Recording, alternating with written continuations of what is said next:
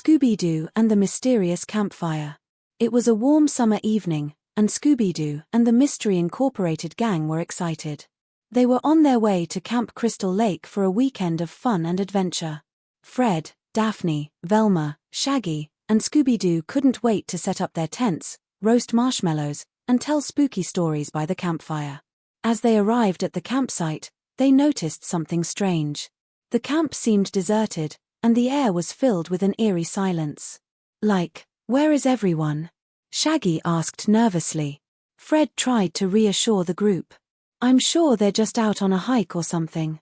Let's set up our camp and enjoy the evening. After setting up their tents, the gang gathered around the campfire. Velma began telling a story about a ghost that was said to haunt the woods around the camp.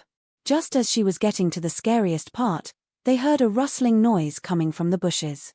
Scooby-Doo and Shaggy jumped up, clinging to each other in fear. Roo-Roo, Raggy, what was that? Scooby-Doo whimpered. Fred stood up and grabbed a flashlight. Let's check it out, he said.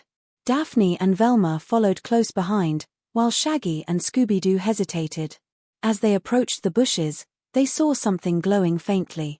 Fred shone the flashlight on it, revealing a mysterious old lantern. Next to it was a tattered map with strange symbols and markings. This looks interesting, Velma said, examining the map. It seems to lead to an old cabin deep in the woods. Despite their apprehension, the gang decided to follow the map.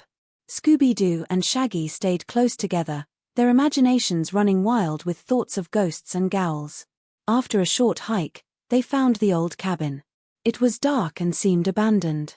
Fred pushed open the creaky door, and they stepped inside.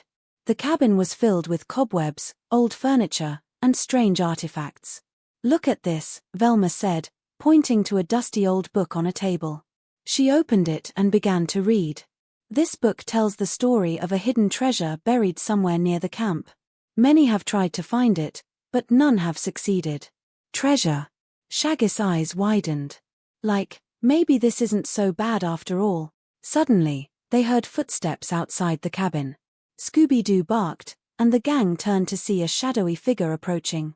The figure entered the cabin, revealing itself to be the camp's old caretaker, Mr. Jenkins.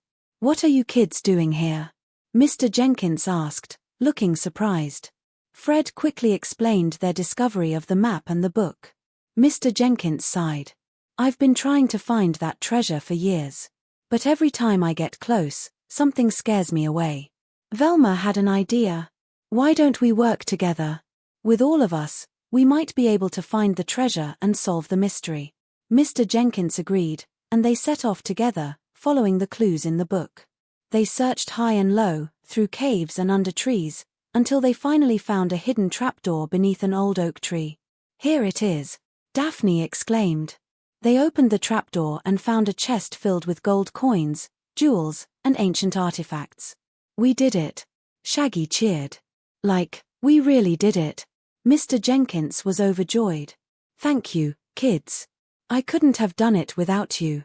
The gang returned to the camp with the treasure, feeling proud of their adventure. As they sat around the campfire that night, roasting marshmallows and telling stories, Scooby-Doo looked at his friends and said, Scooby-Doo-ba-Doo. And they all laughed, knowing that no mystery was too big for Mystery Incorporated to solve together.